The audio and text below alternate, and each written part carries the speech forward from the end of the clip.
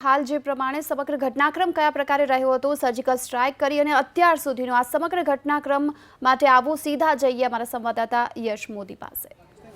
જી જરૂરથી ગીતા, જે પ્રકારે અત્યાર સુધી હંમેશા ભારત નિંદા કરતો હતો પાકિસ્તાન દ્વારા જે હુમલા કરવામાં આવતા હતા તેનું, પણ હવે પહેલી વખત એવી સ્થિતિ સામે આવી છે કે હવે પાકિસ્તાન નિંદા કરી રહ્યું છે ભારતે કરેલા હુમલાની, જેમાં તમામ આતંકીઓ ઠાર મારવામાં આવ્યા છે કે જે લોન્ચ પેડ પર ઉપસ્થિત હતા। એલઓસીની 2 કિલોમીટર અંદર ભારતીય સેના હેલિકોપ્ટર દ્વારા પહોંચી, ત્યાંથી ભારતીય સૈનિકો, ભારતીય જવાનો ચાલતા તે લોન્ચ પેડ સુધી પહોંચ્યા અને તમામ આતંકીઓને ઠાર મારવામાં આવ્યા છે અને તમામ આતંકવાદીઓને મારી કાઢવામાં આવ્યા છે। તે સાથે જ લોન્ચ પેડને પણ મોટા પ્રમાણમાં ભારતીય સેનાએ નુકસાન પહોંચાડ્યું છે કે જેથી ભવિષ્યમાં પણ આ લોન્ચ પેડનો જલ્દી ઉપયોગ ન થઈ શકે। આપને જણાવી દઈએ કે ડીજીએમઓ રણવીર સિંહ દ્વારા આખી માહિતી આપવામાં આવી આજે પ્રેસ કોન્ફરન્સ કરીને। તે પહેલા પ્રધાનમંત્રી મોદીને માહિતી આપવામાં આવી હતી અને પ્રધાનમંત્રી મોદીએ રાષ્ટ્રપતિ, ઉપરાષ્ટ્રપતિ તેમજ પૂર્વ પ્રધાનમંત્રી મનમોહન સિંહને પણ માહિતી આપી।